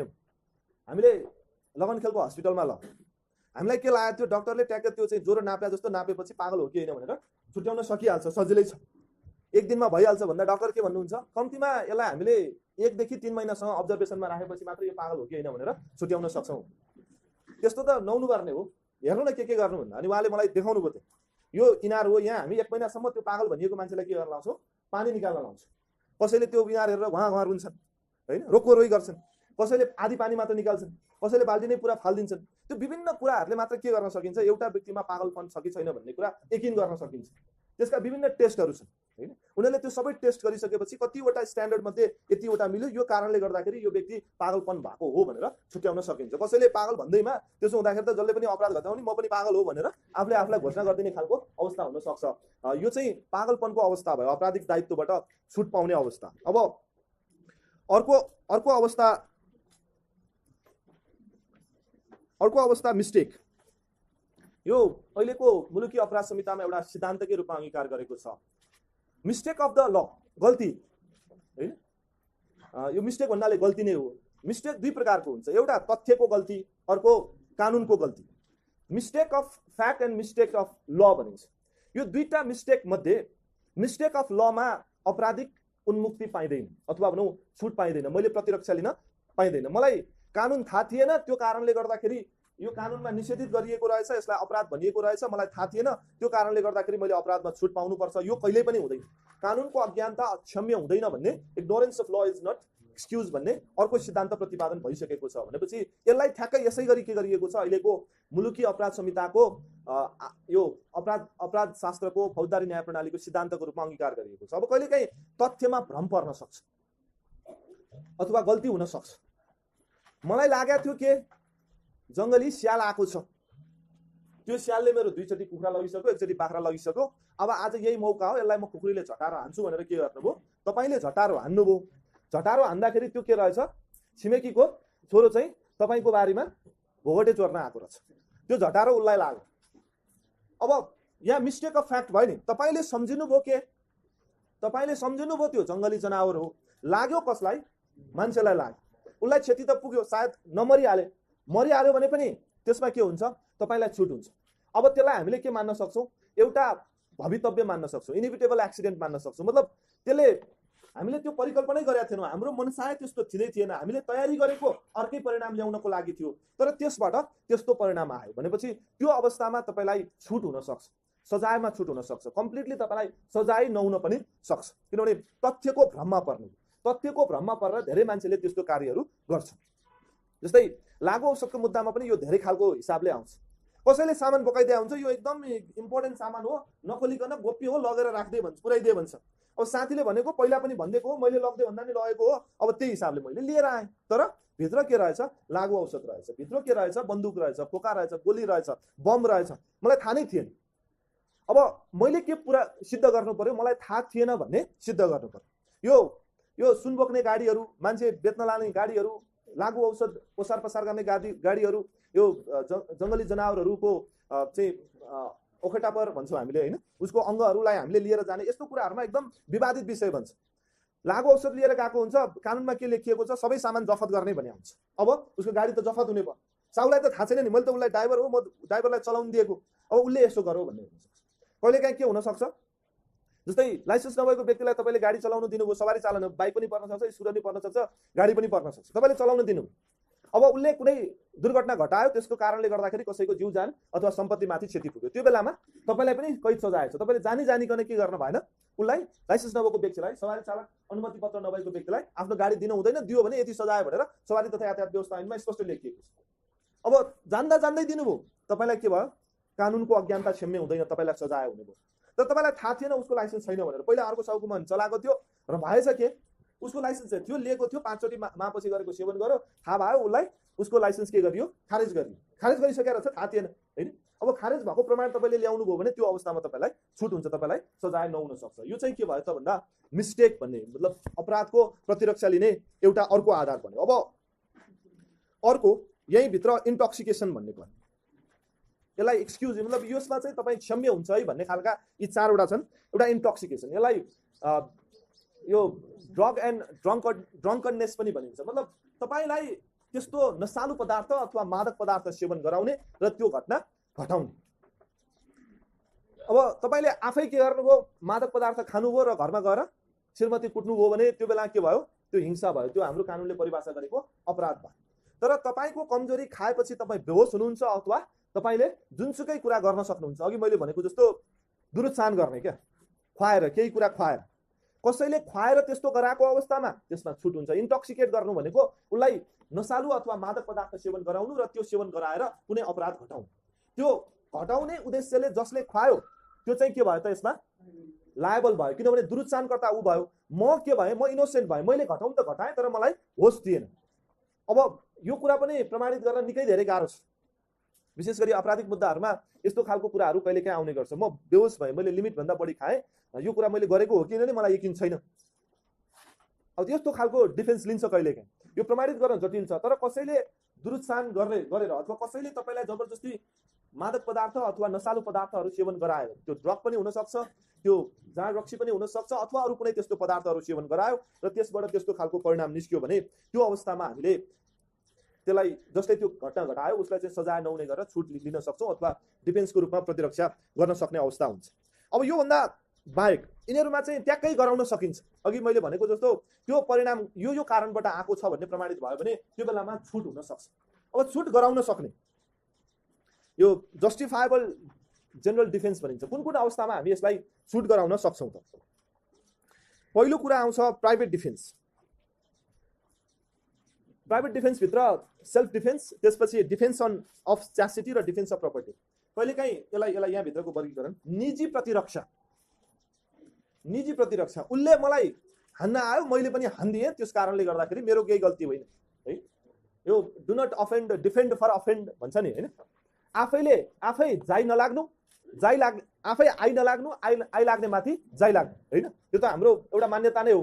अब सामान्यतया के हुन्छ भने कसैले तपाईलाई आक्रमण गर्न आयो, त्यो प्रतिरक्षा तपाईले गर्न सक्नुहुन्छ। विशेष गरी केही इन्काउन्टरका घटनाहरूमा प्रहरीले यस्तो घटना घटायो, यस्तो परिणाम आयो, प्रहरीले जबरजस्ती मान्छे मार्यो भन्दाखेरि प्रहरीले के भन्छ, होइन उसले हामीलाई आक्रमण गर्यो, हामीले प्रत्याक्रमण गर्यौं अथवा प्रतिआक्रमण गर्यौं, त्यो आक्रमण गर्दा यस्तो घटना घट्यो भन्छ। यो सेल्फ डिफेन्स पनि कहिलेकाहीँ निकै धेरै गाह्रो हुन्छ। अब यसमा ध्यान दिनुपर्ने कुराहरू कुन बेला जस्टिफाइड हुन्छ। जस्तै कसैले मलाई खुकुरीले हान्न आयो, त्यो देख्ने मान्छेहरू छन्, उनलाई मैले के गरेँ, लाठोले हाने, ढुङ्गाले हाने, मुङ्ग्रोले हाने, त्यो बेलामा के भयो, प्रोपोर्सनालिटी मिल्यो, मतलब अनुपात मिल्यो। तपाईले अब लाठोले हान्दाखेरि उसको घाइते भयो अथवा ऊ मर्न सक्ने अवस्था भयो अथवा मर्यो नै, त्यो अवस्थामा तपाईले के प्रतिरक्षा, के प्रतिदाबी लिन सक्नुहुन्छ? होइन, यो मैले उसलाई जानी मारेको पनि होइन, उसलाई मार्नुपर्ने कारण पनि छैन, उसले मलाई आक्रमण गर्न लाग्यो, मैले मेरो जीव ज्यानको प्रतिरक्षा गर्नको लागि उसलाई के गरेँ, उसलाई प्रत्याक्रमण गरेँ, प्रत्याक्रमण गर्ने क्रममा उसको मृत्यु भयो। अब ऊ तपाईलाई पाखुरा सुर्केर कुट्न आयो, त्यो बेला तपाईले खुकुरी निकालेर हान्नु, त्यो बेलामा त्यो के भएन, प्रतिरक्षा भएन, किनभने प्रोपोर्सनालिटी मिलेन, त्यसको अनुपात मिलेन। यो प्रतिरक्षामा हेर्ने कुरा यो मुख्य गरी अनुपात मिल्यो कि मिलेन। अब त्यहाँ त्यो परिणाम घटाउन सक्ने अथवा परिणाम घटाउनु पर्ने सम्मको अवस्था छ कि छैन। उसले मेरो मुखमा थुक्दियो, थुकेकै हो नि होइन, मैले त्योभन्दा बढी खकार निकालेर थुक्दिन सक्थेँ, तर मैले त्योभन्दा बढी रिस निकालेर के गरेँ, उसको हात खुट्टा भाँच्दिएँ। अब त्यो बेलामा मलाई के हुन्छ, गम्भीर कुटपिट गरेको आरोप लाग्छ, बात लाग्छ, किनभने त्यो ढङ्गको घटनै घटेको छैन अथवा त्यो ढङ्गले प्रतिरक्षा गर्नुपर्ने अवस्थाको सृजना भएको छैन। अब अर्को डिफेन्स अफ च्यासिटी भन्छ, सतीत्व रक्षा। पहिलाको मुलुक ऐनमा एउटा व्यवस्था थियो, कोही महिलामाथि कसैले जबरजस्ती करणी गर्दैछ, गर्न लागेको छ, गर्दैछ, गरिसक्यो, त्यो गरिसकेको 1 घण्टाभित्र उसले कसैलाई मार्यो भने पनि के हुँदैन, ज्यान माराको बात लाग्दैन भन्ने व्यवस्था थियो।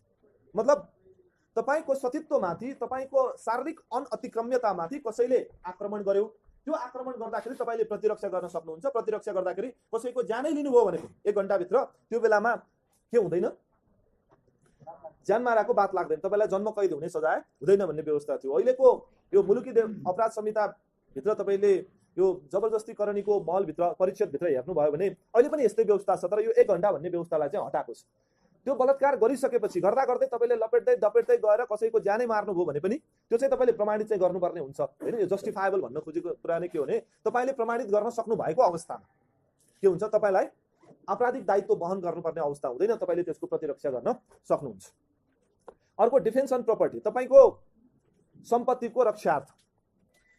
कसैले के गर्दैछ, तपाईको घरको सम्पत्तिमाथि आक्रमण गर्दैछ, भनौँ न डाकाहरू आए र तपाईको घरमा आक्रमण गरेर लुट्दैछन्, त्यो अवस्थामा तपाईले प्रतिरक्षा गर्न सक्नुहुन्छ। फेरि पनि अघि मैले भनेको जस्तो प्रोपोर्सनालिटीको कुराहरू यहाँ अन्तर सम्बन्धित भएर आउँछन्। अब यसको विस्तृत चर्चा तपाईहरुले यो मुख्य गरी यो अवधारणा लिएर जानुभयो भने, सर हेर्नुभयो भने धेरै कुरा बुझ्न सक्नुहुन्छ। अर्को जस्टिफाएबल भित्र नेसेसिटी, आवश्यकताको पनि तपाईले डिफेन्स लिन सक्नुहुन्छ कहिलेकाहीँ। अब जस्तै हामी गम्भीर खालको कुनै त्यस्तो दुर्घटनाहरू घट्यो भने कसैले हस्पिटल पुर्याएको हुन्छ, उसको आफन्त कहाँ के छ, को छ थाहा हुँदैन, हामीले के गर्नुपर्ने हुन्छ, उसको तुरुन्तै अपरेसन गर्नुपर्ने हुन्छ। डाक्टरलाई अलिकति गाह्रो छ, किन अपरेसन नगरौँ मर्ला भन्ने तनाव, अपरेसन गरेर केही तलमाथि भयो भने यसले मार्यो भन्ने आरोप लाग्ला, ऊ द्वितीयमा के हुन्छ, चेपुवामा हुन्छ। कहिलेकाहीँ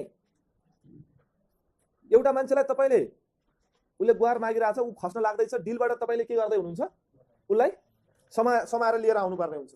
समाउँदै हुनुहुन्थ्यो, समाउँदै के भयो, तपाईको हातको पसिनाले चिप्लेर फुत्केर ऊ मर्यो। यसले जबरजस्ती फुत्काएर मारे हो भन्ने पनि तपाईलाई बात लाग्न सक्छ। मतलब यो चाहिँ परिस्थिति अनुसार हुन्छ, यो आवश्यकताको सिद्धान्त। आवश्यकता थियो त्यो कारणले मैले 2 झापड लगाएको मरौ भन्ने कुरा चाहिँ हुँदैन। उसको शरीर यस्तो उसले अङ्ग प्रदर्शन गरिरहेको थियो, उसलाई केही त्यस्तो शारीरिक सुखको आवश्यकता थियो जस्तो लाग्यो, त्यो भएर मैले उसलाई करणी गरेँ। त्यसलाई नै जबरजस्ती करणी भन्यो, यो आरोप हो भनेर तपाईँले के गर्न सक्नुहुन्न, त्यसलाई जस्टिफाई गर्न सक्नुहुन्न, यसलाई प्रमाणित गर्न गाह्रो छ। तर विशेष गरी काबु बाहिरको परिस्थितिमा कुनै त्यस्तो घटना घटेको छ भन्ने कुरा तपाईँले प्रमाणित गर्न सक्नुभयो भने त्यो अवस्थामा तपाईँले अपराधको छुट पाउन सक्नुहुन्छ। जस्तै अघि मैले भनेको एकदम क्रिटिकल कन्डिसन छ, उसको एक्सिडेन्ट गर्नै पर्ने हुन्छ, सहमति लिनको लागि, कन्सेन्ट लिनको लागि कुनै त्यस्तो अवस्था छैन, अथवा भनौँ तपाईँसँग कन्सेन्ट लिया छ डक्टर, ल तपाईँको बिरामीको अवस्था एकदम क्रिटिकल छ, यहाँ सही गर्नुहोस्, यहाँ सही गर्नु, भोलि तपाईँहरूले कहिलेकाहीँ डक्टरले भन्छ नि चान्स एकदम 10% छ, 90% कन्फर्म मर्छ, अपरेसन नगर्यो भने झन् मर्छ, 10% को लागि हामीले अपरेसन गर्ने हो, गर्ने कि नगर्ने, 1% भए पनि गरौँ डाक्टर साहब हामी भन्छौँ होइन। एकछिनपछि के हुन्छ, मान्छे मर्छ, यो सम्भावना कम थियो नि त होइन। अब यसले मान्छे मार्यो भनेर हस्पिटल तोडफोड गर्न पाइएन, उसले ज्यान मारेको अभियोगमा उसलाई जारी राखेर अपराध अभियोजन गर्नेतर्फ हामी जान भएन, अथवा जाँदाखेरि पनि यो डिफेन्स लिने ठाउँहरू हुन सक्छ। यो चाहिँ नेसेसिटी भयो। अर्को ड्युरेस, यसलाई ड्युरेस अथवा कोअर्सन भनिन्छ, मतलब दबाब दिने। हामीले हिन्दी फिल्ममा यस्तो सिनहरू देख्छौँ नि होइन, कि त्यसलाई मार कि त मर्छस्। डाकाले के भने हुन्छ हिरोलाई, आफ्नो एकदम नजिकको आफन्त एकदम माया गरे मान्छेलाई मार भने हुन्छ, त्यसलाई मारिनुहोस् भने त मर्छस् भने। अब हिरो एकदम गाह्रो अवस्था छ, दबावपूर्ण अवस्थामा छ, के गर्ने के नगर्ने। मार्न पाइन्छ कसैले दबाब दियो भनेर? पाइँदैन। त्यो अवस्थामा तपाईँले आफैलाई मार्नुपर्छ, किनभने अर्कालाई मार्ने अवस्था परिकल्पना गरेकै छैन। दबाब दिएर केही कुरा जबरजस्ती, यो इन्ट्र्यापमेन्टमा परेर कसैले कुनै कार्य गर्नु हुँदैन भन्ने एउटा मान्यता हो। कहिलेकाहीँ दबाबले मैले यस्तो कार्य गरेको हो भन्ने कुरा प्रमाणित गर्न सकेको अवस्था, ड्युरेस भनेको दबावपूर्ण अवस्था, एकदम प्रेसराइज्ड कन्डिसन, त्यो कन्डिसनमा मैले यो घटना घटाएँ भन्ने हुनसक्छ। तर उसले रिजनेबल केयर लिएको छ, उसले त्यो घटनाको जुन परिणाम आउन सक्थ्यो त्योभन्दा अर्को निकाल्न, मान्छे मार भन्यो, मान्छे मार्नुभन्दा उसले के गर्यो, खुट्टामा हार्यो अथवा हातमा हाल्यो अथवा कानमा मात्र हान्यो भनेपछि उसले के लियो, त्यहाँ रिजनेबल केयर लियो र प्रेसर थियो भन्ने यदि प्रुभ गर्न सक्यो भने उसले आपराधिक दायित्वबाट छुट पाउन सक्छ भन्ने हो। यो पनि प्रमाणित गर्न गाह्रो छ, प्रमाणित गरेको अवस्थामा मात्र यो लागू हुन्छ। अर्को सुपेरियर अर्डर, अब स्पेसली पुलिस आर्मीको हकमा अथवा सुरक्षा निकायहरूको हकमा यो लागू हुन्छ। अथवा भनौँ कुनै एउटा कम्पनीमा तपाईँ काम गर्दै हुनुहुन्छ, तपाईँको म्यानेजरले, लाइन म्यानेजरले तपाईँलाई कुनै आदेश दियो, तपाईँले त्यो परिपालना नगर्दाखेरि तपाईँलाई विभागीय कारबाही अथवा अनुशासनको कारबाही हुन सक्ने अवस्था थियो, त्यही कारणले मैले यो गरेँ भन्ने सुपेरियर अर्डरबाट जस्टिफिकेसन दिने ठाउँहरू छ। यो सुपेरियर अर्डर लिने कुराहरूमा पनि केही लिमिटेसन्सहरू छ। तपाईँले तपाईँको ड्युटी गर्ने क्रममा सुपेरियरको अर्डर मान्नु चाहिँ पर्छ, तर कुनै अपराध घट्ने गरेर घटाउने गरेर सुपेरियरको अर्डर मान्नुपर्छ भन्ने अवस्था छैन। कुनै कार्य फत्ते गर्ने तपाईँको जिम्मेवारी हो, तपाईँभन्दा सिनियरको आदेश पालना गर्ने पनि तपाईँको जिम्मेवारी हो, तर त्यो पालना गर्ने नाउँमा तपाईँले के गर्न भएन, अघि मैले भनेको जस्तो अनुपातभन्दा बढी तपाईँको शक्ति सामर्थ्य अथवा कानुनले तपाईँलाई दिएको दायराभन्दा नागेर तपाईँले कुनै कार्य गर्न पाउनुहुन्न। केही लिमिटेड ग्राउन्डहरूमा मात्र सुपेरियर अर्डरमा तपाईँहरूले डिफेन्स लिन सक्नुहुन्छ। ठिक छ, मैले मोटामोटी तपाईँहरूसँग गर्न खोजेको छलफल यही नै थियो। समय अलिकति बच्यो जस्तो लाग्यो मलाई। हामी पार्ट 2 मा जान सक्छौँ, 9 बजेसम्म हो होइन। त्यो अवस्थामा यो किन के गरौँ, टुङ्ग्यौँ कि जाउँ गरौँ? ठिक छ,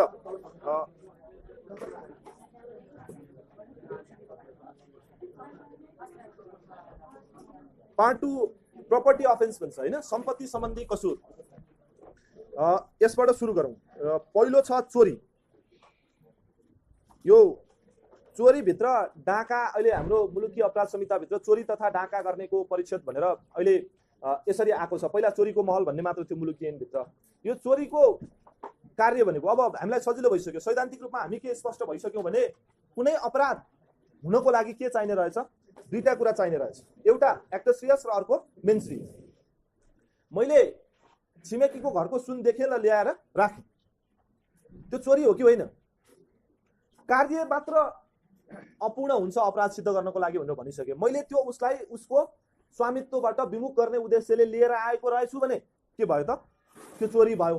तर बच्चाहरूले लगेर फाल्दिन सक्छन्, बेच्दिन सक्छन्, खाइदिन सक्छन्, त्यतिकै बाहिर राखेर रहेछ, नुहाएको बेला बिर्सेर बाहिर राखेको रहेछ, घरमा कोही रहेनछ, तालचा मारेर गएको रहेछ, उनीहरू आएपछि फिर्ता दिने उद्देश्यले मैले राखेको छु भने यहाँ मेरो के भएन? बदनियत भएन। अब चोरीको विभिन्न वर्गीकरणहरू छ। विशेष गरी अहिले चोरीलाई हामीले सामान्यतया सामान्य चोरीको परिभाषामा दुईटा ढङ्गबाट बुझ्न सक्छौँ। एउटा सरकारी बिगो माल धन सम्पत्तिको चोरी, अर्को व्यक्तिको चोरी। अब यो गम्भीरता बढ्छ, तपाईँले सरकारी धन माल सम्पत्ति बढी चोर्नु भयो भने यसको गम्भीरता बढी छ अथवा यसको सजायको दायरा बढी छ। तपाईँले व्यक्तिको गर्नुभयो भने चाहिँ कम छ।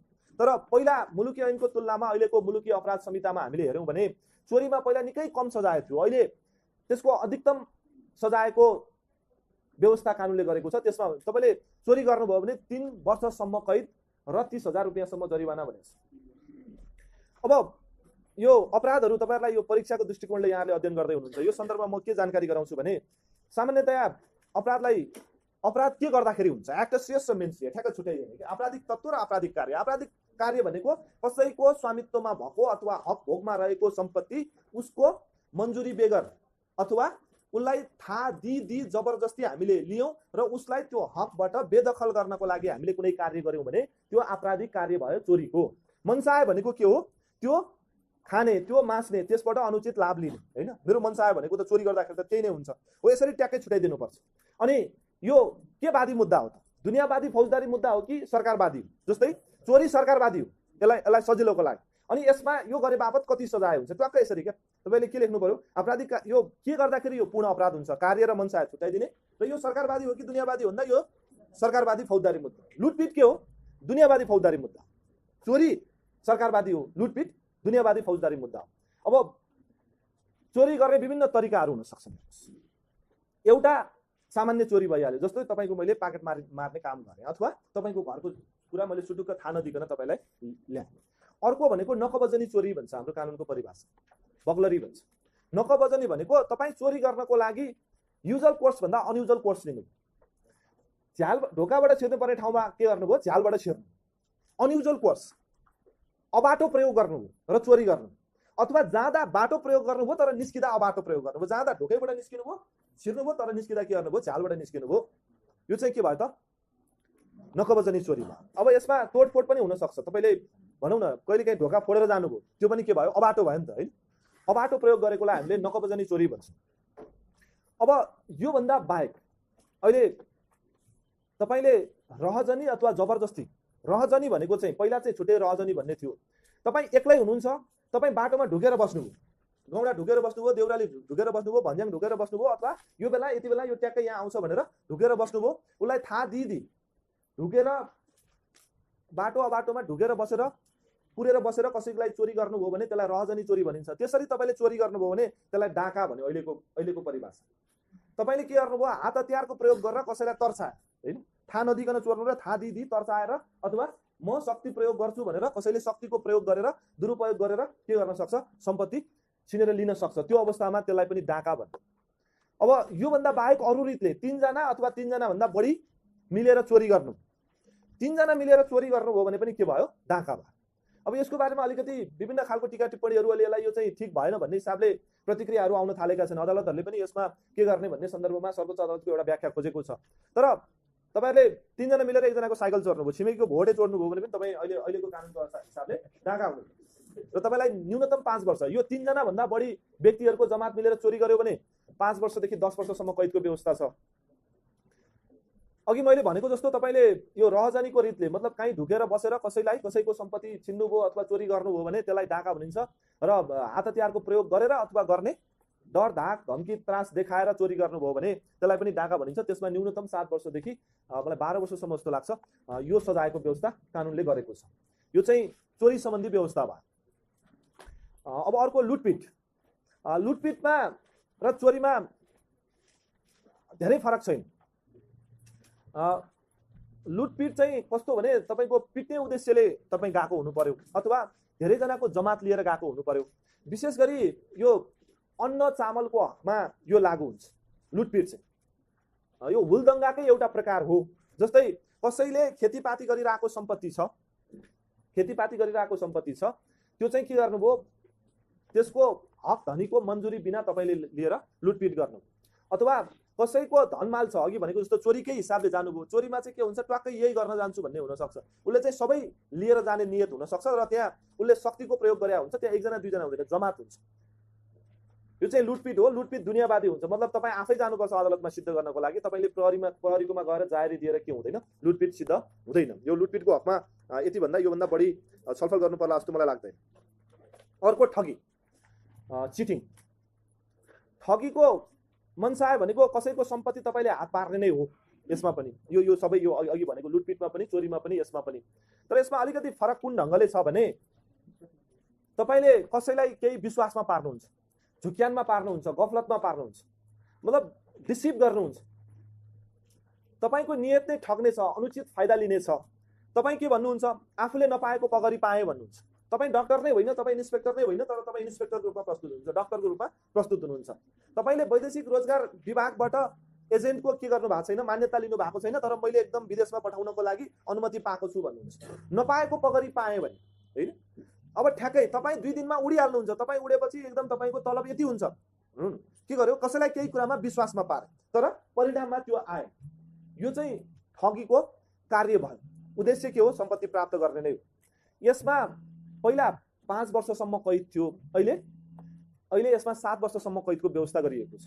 ठगीको अपराध बिगो बमोजिम जरिवाना थियो। जरिवानाको हकमा अहिले यति 1000 रुपैयाँसम्म, बिगो र बिगोमा यति 1000 रुपैयाँसम्म थप जरिवानाको व्यवस्था गरिएको छ।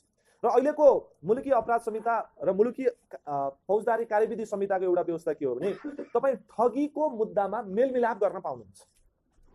यो चाहिँ अतिरिक्त व्यवस्था। किनभने कोही अपराधीले सजाय पाउन् कि नपाउन्, मेरो ठग्या सम्पत्ति फिर्ता आउनु पर्यो भन्ने चाहिँ मुख्य पीडितको के हुने भयो, माग हुने भयो। त्यो भएको भएर अब मुद्दा चल्दै जान्छ, मलाई ठगो विदेश पठाइदिन्छु भनेर 5-5 लाख, म जस्तो 10 जनासँग लियो 50 लाख रुपियाँ लिएको छ। अब यो मुद्दा जिल्ला अदालतमा 2 वर्ष लाग्यो, उच्चमा 1 वर्ष लाग्यो, सर्वोच्चमा 10 वर्ष लाग्यो है। मैले दिएको त 5 लाख रुपियाँ हो। 13 वर्ष अगाडिको 5 लाख र 13 वर्ष पछाडिको 5 लाखमा त धेरै फरक छ। मूल्य त घट्ने भयो। मतलब पीडितले वास्तविक न्याय नपाउने भयो। त्यो अवस्थामा के गर्न सकिन्छ, मेलमिलाप गर्न सकिन्छ। पक्षहरूले के गर्न सक्छ, मेलमिलाप गर्न सक्छ। वैदेशिक रोजगारको ठगी र ठगीको हकमा चाहिँ अहिले कानुनले यो छुट दिएको छ। विशेष गरी यो मेलमिलाप चाहिँ अभियोजनकर्ता, सरकारी वकिल र सरकारी वकिलको रोबरमा अभियुक्त र पीडितहरूको बिचमा यो खालको मेलमिलाप हुन सक्छ। यो चाहिँ नयाँ व्यवस्था हो। अहिले यो अभ्यास नेपालको अदालतहरूमा अथवा नेपालको फौजदारी न्याय प्रणालीभित्र अंगीकार गरिसकिएको छ। ठगीको हकमा योभन्दा बढी भन्न नपर्ला। अघि भनेको जस्तो यो दुरुत्सान गर्यो, कसैले षड्यन्त्र गर्यो ठगी गर्ने भने, अथवा उद्योग गर्यो भने मुख्य अभियुक्तलाई हुने आदि सजाय हुन्छ भनेर यो सबैमा प्रिन्सिपल्ली उही लागू हुन्छ। यसलाई थप गरिदिनु भयो भने अझ पास गर्नलाई तपाईँहरूलाई सजिलो भयो। अब आगजनी, आर्सन, कसैको सम्पत्तिलाई क्षति पुर्याउने नियतले आग लागि गराइदिने काम होइन, जानी जानिकन आग लागि गराइदिने काम आर्सन भयो। अब यसमा आपराधिक कार्य त्यही आगो लगाउने भयो। बदनियत भनेको के हो, अर्काको सम्पत्तिमाथि क्षति पुर्याउने होइन। कसैको गाडी मुनि पेट्रोल अलिकति छल्केर आगो बाल्दिने, अथवा कसैको टहरामा कुखुरा पालेको छ, कुखुरा मरोस् भनेर आगो लगाइदिने, अथवा कुनै पनि हिसाबले क्षति पुर्याउने हिसाबले त्यो कार्य गर्नुभयो भने त्यो आग लागि हुने भयो। मनसाय त्यही नै भयो। यसको सजाय मलाई ठ्याक्कै मैले टक्कै हेरेर आएको छैन, तपाईँहरूले यो हेर्नु होला। यसमा यो बिल्कुल सरकारवादी हुने फौजदारी मुद्दा हो। यसमा दुरुत्सान गर्ने, षड्यन्त्र गर्ने र उद्योग गर्नेलाई मुख्य अभियुक्तलाई हुने सजायको आदि सजाय हुन्छ भनेर यो ढङ्गले लेख्दा भइहाल्छ। अब छोटोमा यो व्यक्ति अथवा यो व्यक्तिको सम्मानपूर्वक बस्न पाउने हकमा आँच पुर्याउने खालका अपराधहरू, यसलाई वर्गीकरण गर्दाखेरि तपाईँको सिलेबसमा होमिसाइड मतलब ज्यान मार्ने कार्य, त्यसै गरी एबोर्सन यो गर्भपतन सम्बन्धी व्यवस्था र कुटपिट र गम्भीर कुटपिट, त्यस्तै गरी मानव बेचबिखन र बेरितको थुना, र त्यस्तै गरी अपहरण तथा शरीर बन्धक बनाउने भनेर छुट्टा छुट्टै ढङ्गले वर्गीकरण गरिएको छ। ज्यान सम्बन्धी व्यवस्था यो अलिकति लामो छ, छोटोमा यहाँहरूसँग चर्चा गर्छु। अहिले जातीय हत्या लगायतको केही त्यस्ता अपराधहरू तपाईँले गर्नुभयो, निश्चित एउटा जात विशेष, समुदाय विशेष, धार्मिक समूह विशेषलाई तपाईँले टार्गेट गरेर के गर्नुभयो, ठुलो हत्या मचाउनु भयो। यसलाई हामीले अङ्ग्रेजीमा भन्दाखेरि जेनोसाइड भन्छौँ होइन। जेनोसाइडको कार्य गर्नुभयो, अथवा कसैको पानीको मूलमा गएर तपाईँले के गर्नुभयो, विष मिसाइदिनु भयो, त्यसले धेरैजना मान्छेहरू मार्यो। 6वटा विभिन्न प्रकारले तपाईँले हत्या गर्नुभयो भने आजीवन कारावासको व्यवस्था गरिएको छ। तपाईँ बाँचुन्जेल थुन्ने। एउटा जन्मकैदको व्यवस्था छ। त्यो जन्मकैद भनेको चाहिँ 25 वर्षसम्म होइन, 25 वर्ष ट्याक्कैसम्म पनि 25 वर्ष। आजीवन भनेको बाँचुन्जेल गर्ने भन्ने छ। अब यो ज्यान मार्ने तरिकाहरू फरक फरक छन्। यसलाई सामान्यतया हामीले 3वटा भागमा वर्गीकरण गर्छौँ। एउटा मनसाय प्रेरित हत्या, अर्को आवेश प्रेरित हत्या र अर्को भवितव्य हत्या भन्छ। मनसायपूर्वक ज्यान मार्ने नियतले पूर्व इबिलागले तपाईँले कसैलाई मार्नुभयो, मार्नेसम्मको कार्य गर्नुभयो, अथवा तपाईँले गरेको परिणामले कोही मर्यो, त्यो अवस्थामा तपाईलाई ट्वाक्कै 25 वर्ष कैदको जन्म कैदको व्यवस्था कानुनले गरेको छ। अब तपाईले यो के अरे मनसा प्रेरित हत्या विभिन्न तरिकाले गर्न सक्नुहुन्छ। एउटा भनेको गम्भीर जखमी हात हतियारको प्रयोग गरेर कसैलाई मार्न सक्नुहुन्छ। बन्दुकले मार्नुभयो, खुकुरीले मार्नुभयो, भाला निकाल्नुभयो, खुडाले प्रहार गर्नुभयो, त्यो अवस्थामा मान्छे मर्यो भने त्यो जखमी गम्भीर प्रकृतिका हात हतियारले मार्नुभयो। अर्को कसैलाई विष सेवन गराएर मार्ने काम, यो पनि के भयो, जन्म कैद हुन सक्ने व्यवस्था भयो। मतलब मनसायपूर्वक मार्दाखेरि विषको सहायताले मार्ने काम भयो। अर्को साधारण लाठा बुङ्रा लगायतको आफ्नै हात प्रयोग गरेर अथवा मुङ्रो प्रयोग गरेर साधारण त्यस्ता लाठी जस्ता हात हतियार प्रयोग गरेर मार्ने काम गर्नुभयो, त्यसमा पनि तपाईलाई के सजाय हुनुभयो, जन्म कैदको सजाय हुनुभयो। यो चाहिँ मनसाय प्रेरित हत्याको हकमा। अब आवेश प्रेरित हत्याको हक, आवेश प्रेरित भनेको तत्काल उठेको रिस थाम्न नसकेर कसैले तपाईलाई यस्तो ढङ्गले उक्सायो कि अब यहाँ उक्साको अवस्थामा अघि मैले भने नि हैन, तपाईलाई उक्साएर तपाईले त्यो गर्नुभयो, उक्साउने मान्छे चाहिँ गलत हुन्छ, तपाई गलत हुनुहुन्न। यो डिफेन्स लिन सक्ने व्यवस्था यो ज्यान सम्बन्धी परिषद भित्र कानुनले गरेको छ। तर त्यो भन्दा बाहेकको अवस्थामा तत्काल उठेको रिस थाम्न नसकिकन तपाईको कार्यले त्यस्तो परिणाम निस्किन सक्ला भन्ने पूर्वानुमान चाहिँ थियो, तर निस्क्यो पनि त्यस्तै, भयो पनि त्यस्तै। त्यो बेला तपाईले गम्भीर हात हतियार प्रयोग गर्न पाउनु भएन, साधारण लाठा मुङ्रा लगायतको हात हतियार प्रयोग गर्नुभयो, त्यो बेलामा आवेश प्रेरित सिद्ध हुन्छ। भर्खरै उठेको रिस थाम्न नसक्दाखेरि खुकुरी निकालेर हाने मर्यो भन्दाखेरि के भयो, खुकुरी प्रहार गर्दाखेरि त जहिले पनि मर्छ नि त हैन, मान्छे मर्न सक्छ भन्ने अनुमान गर्न सकिन्छ नि। त्यो अवस्थामा चाहिँ फेरि मैले यो आवेश प्रेरित हत्या गरे भनेर डिफेन्स लिन पाइएन। आवेश प्रेरितमा के छ, कम सजायको व्यवस्था छ, आधी सजायको व्यवस्था छ। मुख्य अभियुक्तलाई हुने सजायको आधी, मतलब तपाईलाई 12 देखि 15 वर्षसम्म कैद हुन्छ। आपराधिक दायित्व पनि घट्यो, सजाय पनि घट्यो। अर्को भवितव्य हत्या। यो भवितव्य भन्नाले चाहिँ के हो भने जुन कार्य तपाईले गर्नुभयो त्यो कार्य गर्दाखेरि त्यस्तो परिणाम निस्केला भन्ने अनुमान गर्न सकिदैन, तर त्यस्तै निस्क्यो। अघि मैले भने हाछिउ गरेको बुढाको मुटु कमजोर रहेछ, खुइसाले आयो कि भनेर के भयो, हार्ट अट्याक भएर मर्यो। अब के गर्नुभयो, मायालुलाई एकदम गुलाब मनपर्छ भनेर गुलाब दिनुभयो, गुलाबको एलर्जी रहेछ, हाछिउ गर्दा गर्दै मर्यो। तपाईँ के कारण मर्या हो नि त, तपाईँले गुलाब नदिएको भए मर्दैन थियो। अब गुलाबसँगै गमलाले हान्नुभयो भने चाहिँ के हुन्छ, मनसाय प्रेरित भयो। तर गुलाबले मात्र हान्दाखेरि मान्छे मर्छ भनेर अनुमान गर्न सकिँदैन। कहिलेकाहीँ एक झापड हान्दा मान्छे मर्छ त मर्दैन नि हैन। तपाईको कार्यले त्यो परिणाम निस्केला भन्ने अनुमान गर्न सकिँदैन थियो, तर निस्क्यो त्यो परिणाम। त्यो बेलामा त्यो के हुन्छ, भवितव्य। नसोचेको घटना घट्यो भन्छ नि हैन, हो नसोचेको घटना घटेर कसैको मृत्यु भयो भने त्यो बेलामा भवितव्य। यसमा मलाई जहाँसम्म लाग्छ 3 वर्षसम्मको कैदको व्यवस्था गरेको छ मैले, यकिन ठ्याक्कै छैन। पहिला चाहिँ 6 महिनासम्म कैद